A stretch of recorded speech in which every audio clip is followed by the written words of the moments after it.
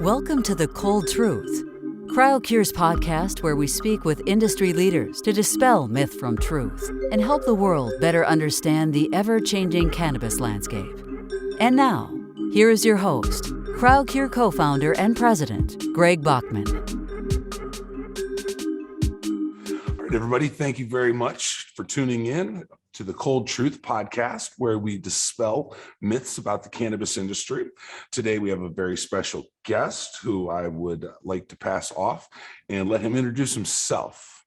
So, hey, thank you. So my name is Dan Vinkovetsky, formerly known as Danko of High Times. That was the name that I wrote under for almost 20 years in the cultivation department over there. And since then, that job ended in 2020, and I have been the editor of Northeast Leaf magazine and the co-host of the Grow Bud Yourself podcast since 2020. So that's been keeping me busy, and it's been a lot of fun. Yeah, congratulations, by the way, on your new award. If you want to tell everybody about what you guys just got recognized for, which is awesome. Yeah, we won, Northeast Leaf magazine won a award from NECAN, New England Cannabis Conventions, for Best News Information Source of 2022, which is quite an honor. We're very proud of that. That's awesome. And it's great to be a voice for the Northeast. This is where I got my start, and it's changing very rapidly as well. A lot of interesting new things happening all the time. So it's really exciting to be a part of it. It is. So what's really exciting is that we have you here, because the first time I ever got to talk to you was when we were submitting a cultivar to the Michigan Cannabis Cup. And we were kind of having a disagreement whether if it was a hybrid or if it was a sativa. It was original sour diesel, and but you said everything's a hybrid, which was funny. I laughed and I said, he's right, you know. So, but just as a conception for, let's just say a consumer, the consumer that's out there, do you have a better way of explaining that instead of as kind of generalized as it is? Yeah, absolutely. I mean, I think, you know, there's definitely some truth to it. It's an oversimplification of something that's really much more complicated. So in a lot of ways, when people are beginners, you introduce concepts to them in simple ways. So the idea of indica versus sativa, you have many different hybrids, many different cultivars, and plants that have acclimated to certain places and land races, and heirloom strains. There's all these different terms for this, but the plant originated in basically Central Asia and was spread all around the world by human beings, and adapted to the places where it went, whether it be at high altitude or at a high latitude, up in the mountains, in the valley, how much sun it gets, how hot it is. All these things affected the plant in all these different places. And we're talking from Africa to South America, all, Southeast Asia, all these different places. And not only that, but it was also selected for different purposes. So if you're talking about, in Northern Russia and places like that, where it was selected for rope, and that's why you end up with ruderalis. You have these very short flowering times. And then in Southeast Asia, more so maybe for tea, in the Middle East for hashish. So people, if you're choosing for hash plants, you want short, stocky, lots of trichomes. You're growing in harsh, hot environments without a lot of nutrients in the soil, typically. And so different plants get chosen for those purposes by the environment and by people. Mm-hmm. And all of those things have this huge effect on the plant. So certainly if you're in a valley and you have a longer flowering time, the leaves can be wider and bigger, and the plant will be shorter and stockier. If you go up into a mountain, or you're closer to the equator, for instance, you're going to have thinner leaves because they're going to get way more sun. So, and the effect can also be, chosen for. So if you're talking about Moroccan hash, has a quite much more of a sedative effect, whereas Vietnamese or lowland Thai cannabis, chosen more for medicinal purposes and teas and things, can be much more uplifting, Right. and can also even tend to hermaphrodite, because they don't care. I mean, they're boiling it up. They're not making hash. They're doing it for a different purpose.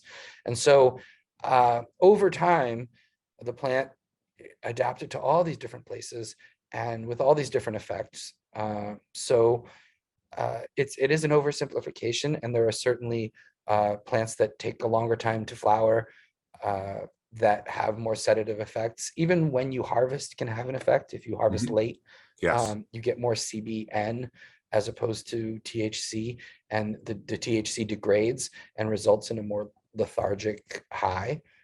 So that has an effect. And again, it's a oversimplification that makes a very complicated thing very simple, but also distorts the idea. If you walk into a dispensary and you just say like, oh, I'm having trouble sleeping, and they say, oh, you need an indica. Well, it's a much more complicated situation than that, but why don't you start with an indica, or an indica dominant hybrid, which is pretty much like you said, everything is. And now we have polyhybrids, where you've had multiple strains crossed with multiple other strains, and so there's a lot of mixed genetics that can result in something very interesting or something kind of more. I've noticed that a lot. I think is just as Diluted, it progresses, a lot of cultivars start looking the same and developing the same structure, plant growth. It almost resembles that PGR, plant growth regulator, over time, how the buds just get tighter. Like a lot of those heirloom strains, how they used to be fluffier and bigger. When you get an ounce, it'd be 4 fingers in a bag. Now you're looking at 2. So I've noticed that over time. What you're saying in there, you call that a polypheno? Is that what you said? I would say a polyhybrid. Polyhybrid. Okay, I'm sorry, polyhybrid. Yeah, and it also, what people choose for depends on how they're growing and what the marketplace demands. Right. Which is interesting, because for a long time it was high THC percentages, and now we're seeing people more interested in terpene production. Right, and that's kind of where we were going with the next question. It's great that you just led into that. That's, I think, one of a big misconception that people have. They think that just the higher the THC, the higher they'll get. Do you see that as really a correlation, or do you believe that it's more of the entourage effect that will take it past that ultra high level of THC?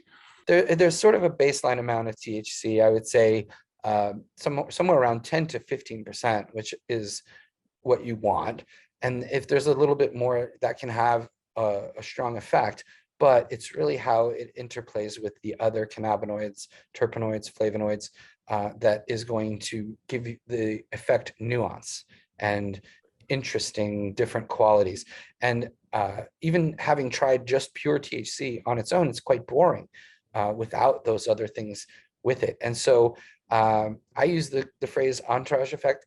Todd McCormick talks about it as less of the entourage has like 1 star, like THC, and it's more of a ensemble effect, like an orchestra. Right. So we give a little too much credit in some cases to THC level, because that's the psychoactive that was discovered by Meshulam in the 60s, that most people think, oh, that's what gets you high.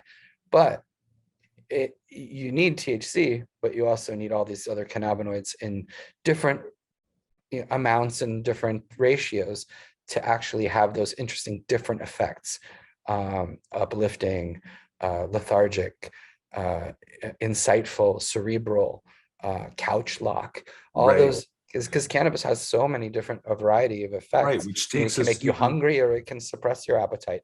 It can make you sleepy, or it can make you vibrant. It's really how those interplay with each other. And that's another thing that, as the public gets more educated, even the growers and the bud tenders and everybody else also plays a role in that. Right. A lot of places that I go to, we always go and check their products after the fact. We get to see it obviously growing, which is beautiful, but then we like to go to the location and actually purchase their product just to see kind of what's going on between the time that it was harvested to the time that it reaches the consumer. And I noticed a lot of the dispensaries, when you go in there, they're going to want to tell you, oh, this is a hybrid, this is an indica, this is a sativa.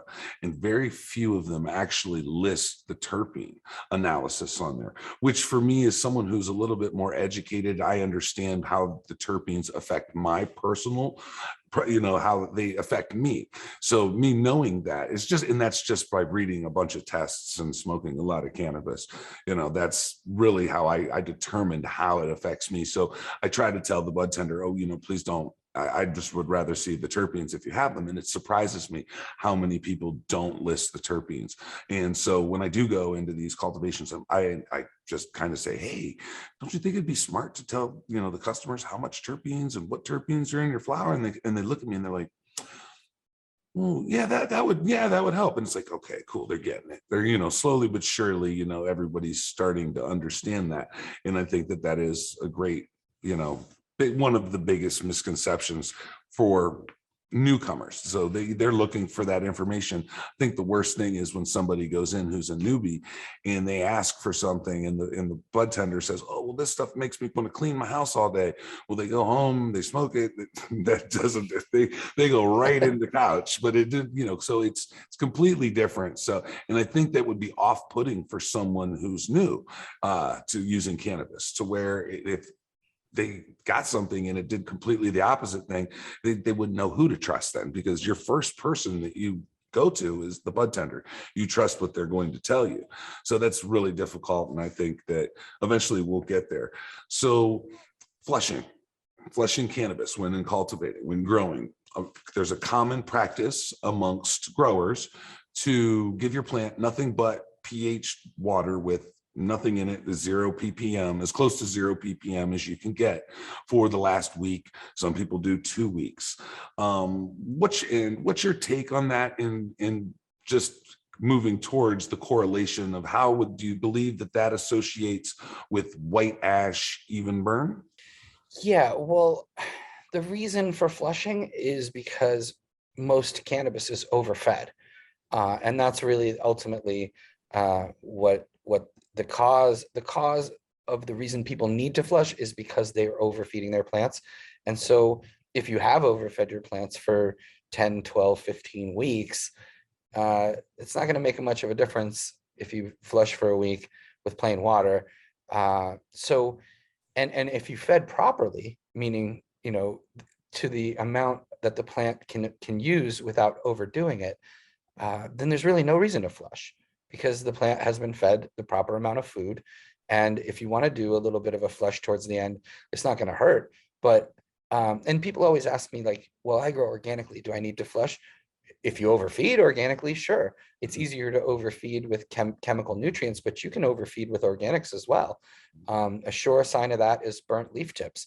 And you can see that even in some of the most beautiful bud shots. The buds look beautiful, but if you just look at the leaf tips and you see that centimeter or so of burnt tip, that's an overfed plant. And I say, most cannabis, 99% of it is overfed. And so then of course you need to flush. But if you feed properly, you don't need to flush. So why create the problem and then solve the problem when you can just feed lightly? I mean, look, the nutrient brands are going to recommend 4 milliliters per gallon, knowing it's not going to kill your plant, but also at the same time knowing that 1.5 to 2 milliliters is probably ideal, but they want you to finish the bottle and buy a new bottle, and it's not going to kill anything. But we're not talking about an ornamental like a poinsettia. This is something we consume, and we concentrate, and so in every case, if you're going to consume something or concentrate it, you want it to be as clean as possible. So for me, it's less about flushing than it is about feeding lightly and properly and not creating the need to flush, right? All right. Yeah, that makes perfect sense. That makes Perfect sense. Thank you for that. Do you think it's a misconception that white ash comes from proper flushing? Yeah, I mean, white ash comes from proper feeding, right? Okay. Feeding Okay. lightly. And, even better is to have a living soil where you really have very little inputs at all. I mean, the more you can get away from bottle feeding plants, the better, in my opinion. And Okay. if you can have a medium that feeds itself and you just occasionally add organic material on top and let that just absorb right in, and you can improve your soil year after year in that way. Not only can you help the planet, because you're creating a living soil, but you can also reduce inputs and get off the bottle Right. entirely in some Right. cases. I know some growers that haven't fed, like, bottle fed their plants in years, and they just have such a rich soil that the plants take what they need and That's leave behind what they don't, and there's no flushing required. It's when you force a lot of mineral and salts and things into the plant that you create a need to potentially have to flush. But again, flushing for a week and it's not going to provide a white ash. Feeding properly and not having to flush at all, ideally, is the way to go. excellent. Excellent. Yeah, absolutely. And I see a lot more people using the living soil and moving towards living soil because of its cost benefits. And like you said, it's better for the earth.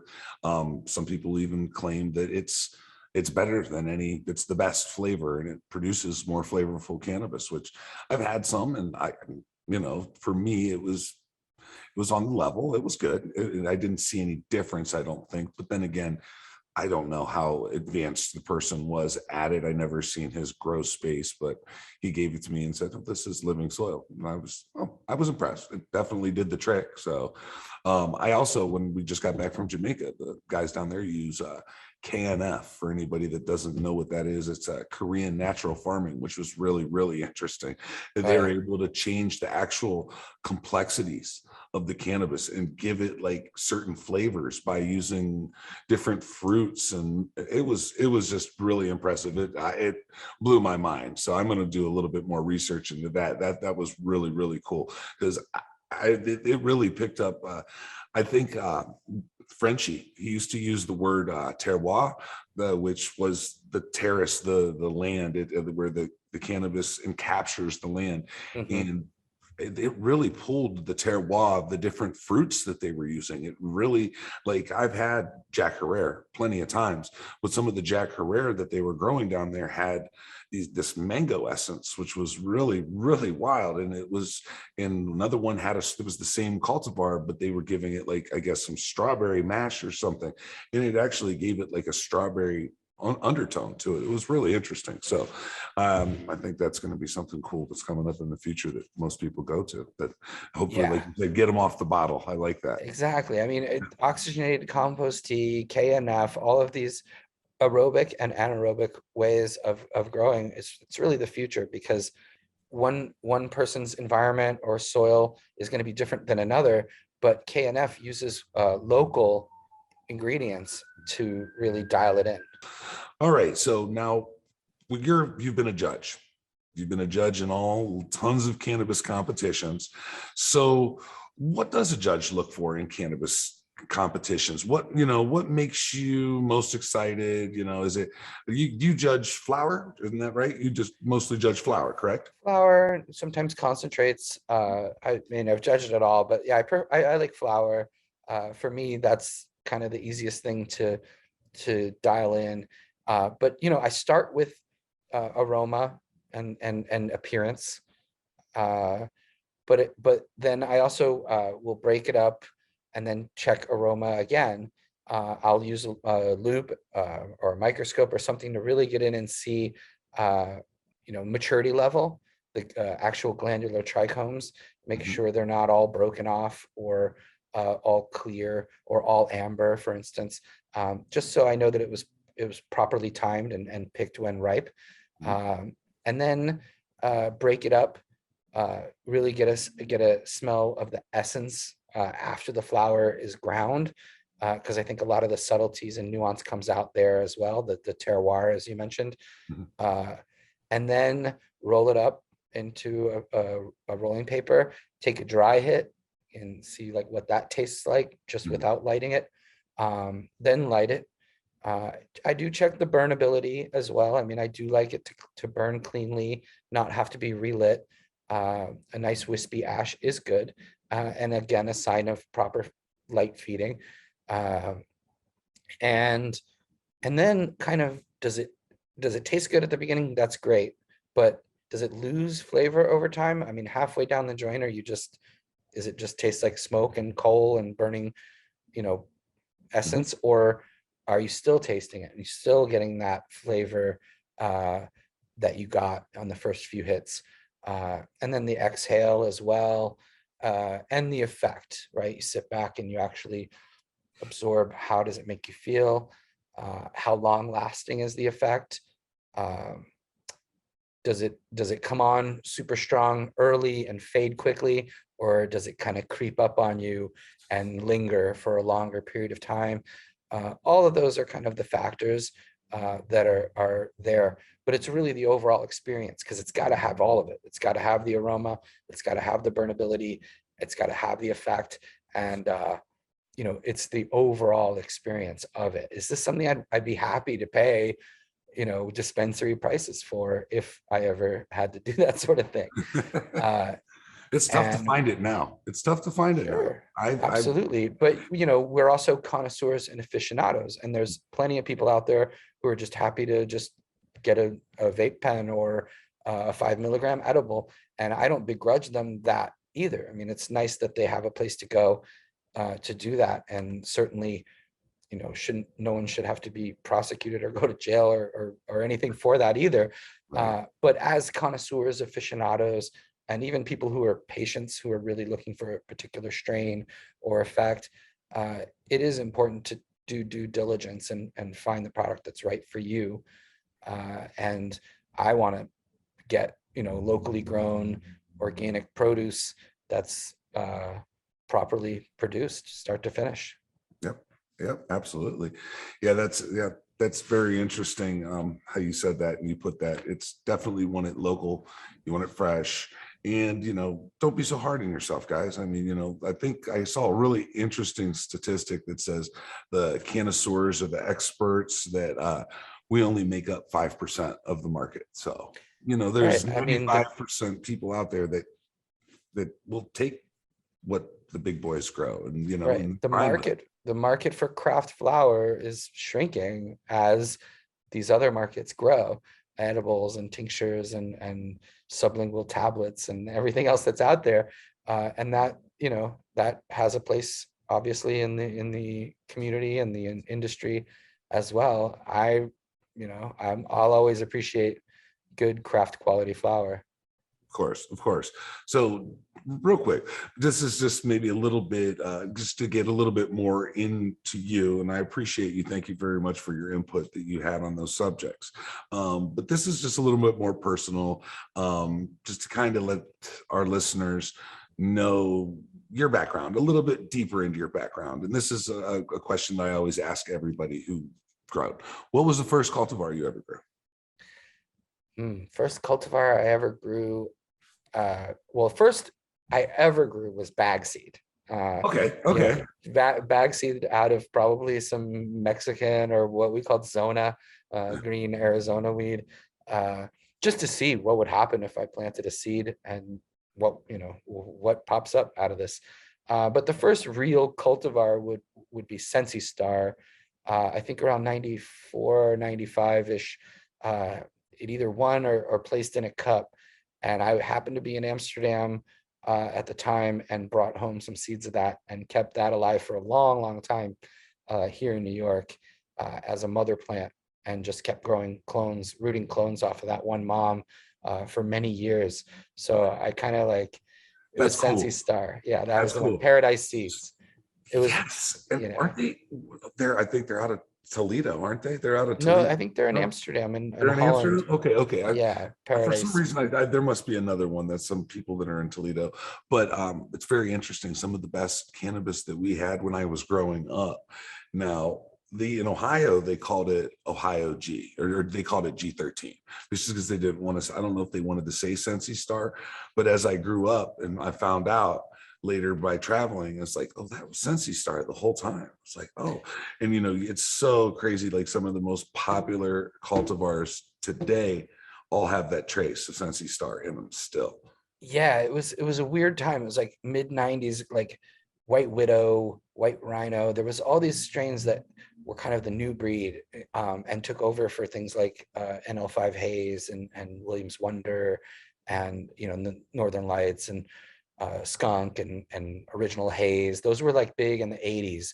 And then when the turnover happened and a lot of the seed banks started opening up in the early 90s, everybody kind of one-upped each other, and it was just bag appeal, indica, frosty, and that's why all those White Widow, Sensi Star, those all became quite popular in Holland and back home, because it was just like shining like a diamond. It's just beautiful. Yeah. Oh yeah. Compared with whatever you could get from Canada, the BC stuff at that time was certainly not quite as good. Right. Yeah, I agree with you there. Yeah, you'd always get the brick. The brick was always around. The brick weed was always around. But whenever you got some, we used to call it hydro too, which was, it could have been, but I think that a lot of the better weed back then was grown hydroponically, I think at that time. So, in all your time, writing with all the different, especially with High Times, but has your view on any type of cultivation changed? Have you went from one spectrum to saying, oh, no, I disagree with that. I'd rather, tell me, what do you think? Yeah, I mean, it changes all the time. I mean, all the time. Like I said, in the 90s, we wanted 45-day flowering, chunky, indicas that, could just have great bag appeal. And then over time, people wanted flavors, and so that changed. It changes all the time. I mean, I used to tell people to use neem oil for pests, and now I would never say that. There's a lot of mythology, and I've fallen prey to some of that stuff as well. A lot of it is prohibition based as well. I mean, you have to remember, this was a plant that they tried to eradicate. We had to hide inside. At first, you could get your Colombian and your Jamaican and your imports. Then they cracked down on the imports, and everybody started growing their own, and that pushed it all indoors. But this is a plant that wants to be grown in sunshine. It wants to live free. It wants to take in all the spectrum of sunlight and not be limited to an indoor situation with us just kind of doing our best to recreate what happens naturally outside. And I'm sure you saw that in Jamaica. I mean, they have the perfect climate to grow outdoors. There's no reason honestly, to it's have air different. conditioning. It's difficult for them, believe it or not. There's some Right. people that are, because of course you get perfect light cycles. I mean, there is no room for veg. The only time you have to supplement is for veg. But the humidity, they've gotten so many of the hype cultivars, following the hype strain, that they don't have the cultivars that are really still like built for that region. So they're taking a lot of the polyhybrids and bringing them down to a place that's just, obviously there's there's 13 different microclimates on the island. And so depending upon where you're at on the island really depends on which cultivar that you're going to be successful with. I mean, yes, it was good, but the problem is really drying. And that's like going back to what you said, there's no one perfect way to grow. I mean, there's so many different ways depending on where you are and what your objectives are, and whether you're going for hashish production or vape pens or CO2 extraction. There's so many variables, and so many things changed over time. I mean, it's a constant learning process, and I'm sure there's way more that I'll continue to learn from. But it is important to understand the myths and why certain things are done a certain way, and then also question those things, because some of them are based in prohibition, or they're based in outdated thinking or hippie folklore, and all Stoner these things. pseudoscience is like what I like Sure, to call it. Yeah. exactly. More science, less bro, Yeah. is a good way to sort of, That's a good way to understand put that it. we are only scratching the surface with this plant of what it's capable of and what we can learn from it. Yeah. Yeah. So what's the biggest myth in your time? What's the biggest myth that you've seen? Wow, the biggest. Mm-hmm. There's No, too it's like many. there's too many. How about let's go into the curing. Let's just ask about curing. What is your definition of curing at this point? Because I know that when I first started growing, people told me, "Oh, you got to seal it up. It's best if you seal it for a year. That's how you really get it rich." And and as I grow, I'm like, no, I don't think that is. I feel like that's not the best way. I think it's best. I've always found, like personally, that it's best when it's fresh, like when that moisture level is completely even all the way across the board is kind of what I consider my cure. But how do you feel about that? Yeah, I mean, to me, curing is part of the drying process. So I consider it like kind of the second half of the drying process. So first you pull about 75% of the water or so out fairly quickly, over 7 to 10 days or so. A lot of the water is coming out pretty quickly. And then there's that last remaining, 5-10% that you want to pull out a little more slowly.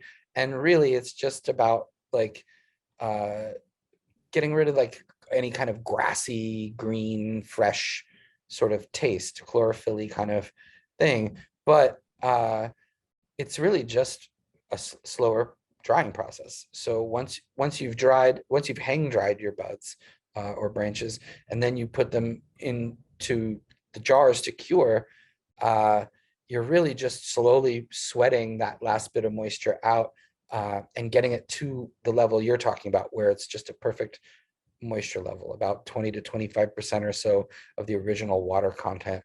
And so that it doesn't break up into dust, right? But it also breaks up into something that you can light on fire and keep burning. And to me, that's kind of what curing is. And I've even seen places now that do all their curing hanging. They just they do it in a really cold room. I mean, I do believe drying and curing should happen in something colder than room temperature. That's important if you're going to go that route.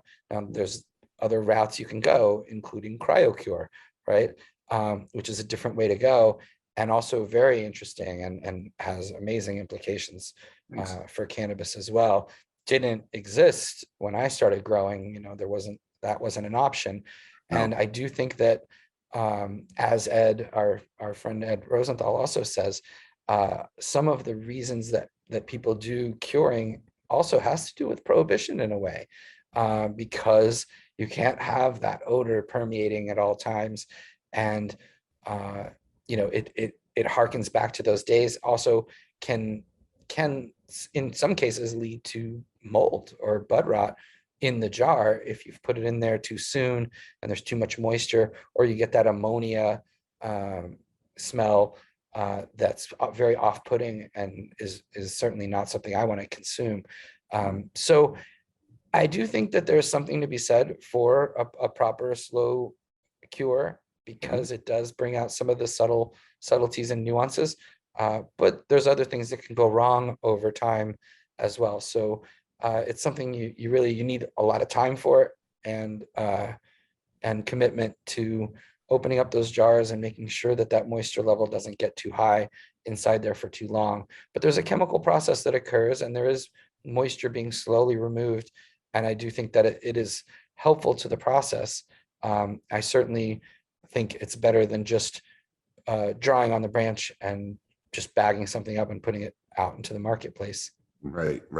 Absolutely. And we're going to figure out what that science is. I mean, obviously there's people that is smarter than myself that they studied that.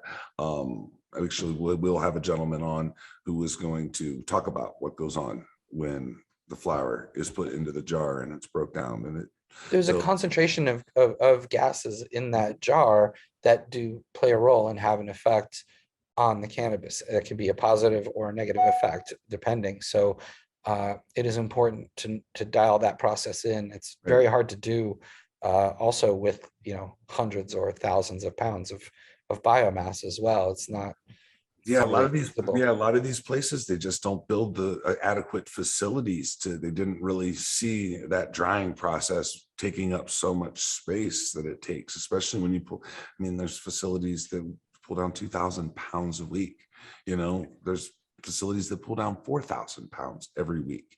And I couldn't even imagine, I think I seen a fraction of where they were doing their hang drying, but it's becomes very, very difficult when it gets to that large of an operation to Right. cure that much cannabis. So Well, do you yeah, know the thing that's changed the most for me over the 30 plus years that I've been growing and also following this and visiting grows and smoking and judging all these cannabis cups and everything?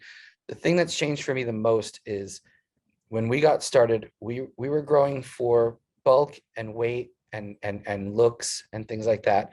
And now we're growing for essential oil. And the most important thing is to preserve the essential oil, the glandular trichomes, and all of that. And I think that has changed the growing process, the drying process, the curing process, and concentrates. I mean, concentrate makers want surface area and they want essential oil. They could care less about actual green biomass.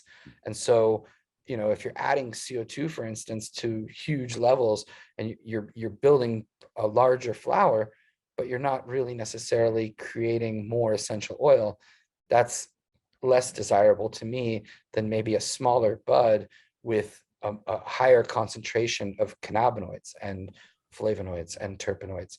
And that, to me, is the hugest difference. And also, one of the reasons why Cryo Cure as well is so interesting is that the preservation of the trichome, the ability to basically stop the process of aging, because as cannabis ages, it doesn't it gets better slightly over time, but then immediately begins to degrade. More so like Beaujolais than Burgundy, right? A Burgundy, you can a wine you put away for 10 years and it improves over time. Beaujolais should be consumed within a year of production. So to me, cannabis falls into that sphere where you don't want the THC or the CBD or whatever the cannabinoids to degrade too much into CBN, unless you're looking for that super lethargic effect that you get when when THC and other cannabinoids degrade. But most people aren't. I'm looking for the uplifting. I'm looking for the cerebral. I'm looking for the interesting experience that you get from craft cannabis and the flavors and all that. And that really, if you can preserve that, that's to me the future, at least of flower production and terpenoid preservation. right, absolutely. What was cool, like how you said, actually being able to preserve the trichome. Frenchie said it best too. God, may he rest in peace. If he was here still, we would definitely have him on to talk about this. But he said that we're taking the guessing work out of for the hashishin, for the when they go up to a plant at harvest time, they have to guess where that trichome is going to be in a week, what the gland is going to do within the week that it dries. And what we're doing with this is actually taking out that guesswork. So you just walk right up to the plant and say it's ready, then you know exactly what you're getting. So it's very interesting that you said that. I agree with you on that 100%. So I guess that's about it. I mean, other than if you want to give us a plug on what you're doing and anything that's coming up next, obviously your book, Yeah. I mean, the book is selling great. I put it out in 2018. It's called Cannabis: A Beginner's Guide to Growing Marijuana. And it really is for beginners. There's a lot more you can learn from Ed and Jorge and everybody else. But this is entry level, to get you started. It's a great hobby. You know what went into it. You know the strains that you're growing. You know whether they're overfed, overwatered, using pesticides, all of that. And most of all, it's fun. It's an enjoyable hobby, and it's cheaper than buying, $350 ounces as well, if you do it right. So yeah, there's the book. There's the magazine that I'm working with, which is called Northeast Leaf Magazine, and I'm very excited about that. We're coming up on our 2-year anniversary of covering the whole cannabis community and industry of the Northeast. And there's the podcast, Grow Bud Yourself, which we're on episode 90, I think, at this point, and it's free to listen to. We've interviewed a lot of prominent breeders and growers and people involved in cannabis, including Frenchie and a bunch of other people who, I'm very proud of many of those interviews because, again, some of those people are no longer with us. And I think it's important that we document the history. And as you said, it's all changing. So you can't get so rigid to think that that you know everything, or that there's one way and your way is the right way. There's lots of different ways. And I think that's what we're discovering, is that this plant has a lot more to teach us than we already know. And I think that's the most important thing, that people understand that it's a healing flower, and that they don't let anybody shame them for cannabis consumption. If they have friends that are involved with opiates, alcohol, pharmaceutical pills, anything like that, even sugar and nicotine are more harmful than this healing flower. And you can add years to your life and make those years more enjoyable by consuming cannabis. And if you have friends, suffering from post-traumatic stress or depression or anything else, please, point them in the direction. It doesn't work for everybody, and it's not necessarily for everybody, but I think there's a lot of people out there that could benefit from this wonderful healing flower. And that, includes plant medicine in general, which I would also include, psilocybin and psychedelic medicine as well, in that these are substances that are here to help us, and we just need to tune in and understand how they can help us and what they can teach us. They've been around a lot longer than the government that controls them, that's for sure. Absolutely. Laws come and go, but the reality is there's a lot to learn from the plant and animal and fungal world. And the more we get back to that, I think the healthier we will be, and the healthier the planet will be. And hopefully, that'll make a change for the future. That's a positive step. Yeah, I believe it will. The more and more the information spreads a lot faster now than it did back then. So their disinformation, it just falls on deaf ears anymore. So I see the plant itself for what it is. It is a healing plant. It's done wonders for me. It's done wonders for a lot of people that I know, and they just can't suppress it any longer. What do you think, Danny? Do you think, how many more years do you think? I know we always say this, like, it's the beginning of a year, it could be 2 years. I'm like, you mean like for full federal legalization, yeah. Farmers markets with jars of cannabis and as Ed would say, pot for pennies. When is the pot for pennies coming? Right. I'm hoping less than 5 years. I never necessarily believed we'd get this far this fast, even though I dreamed it and I wanted it. I do think we've come a long way, but we do have a long way to go. There's still 40,000 people locked up for nonviolent cannabis offenses. There's still people with this on their records that can't get jobs and been separated from their families. People's homes are still being raided. There's countries where you can get a death sentence for cannabis possession. So we do have a long way to go, but we can celebrate as well.